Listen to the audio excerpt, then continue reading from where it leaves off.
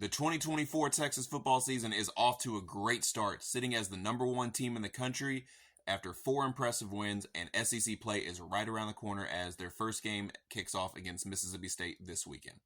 After pretty much being a laughingstock or this constant debate of is Texas back over the last decade, the college football world is taking notice on the Longhorns' impressive play, and some accounts have even gone as far as to compare this Texas team to some of the greatest college teams of all time.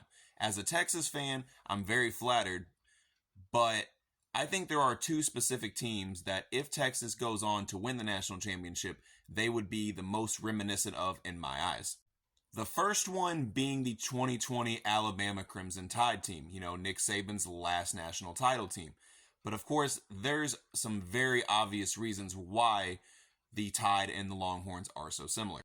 For starters, the offensive coordinator on that Alabama team just so happens to be the head coach at Texas now. And the offensive line coach on that Alabama team just so happens to be the offensive coordinator / offensive line coach at Texas now. The other team that this Texas team reminds me a lot of is the 2014 Ohio State Buckeyes, the first team to win the college football championship during the college football playoff era. And I think one thing that stands out a lot about that Ohio State team that most fans remember is how they were able to win the national championship on their third string quarterback. Now, it goes without saying, having a quarterback room with Quinn Ewers and Arch Manning, 2 guys that not only could start, but be the star player of majority of college football teams, may be the easiest comparison that the average fan might make with that 2014 Ohio State team.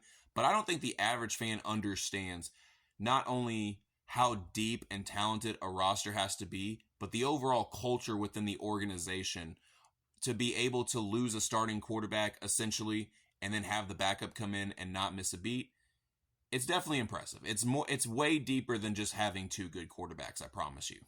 Now again, Texas has a long ways to go before they are mentioned in the same breath as the teams that I mentioned on this video and the teams that I've seen them compared to across the college football universe. But one thing is for sure, this Texas team is a hell of a lot of fun to watch, and I can't wait for the upcoming games.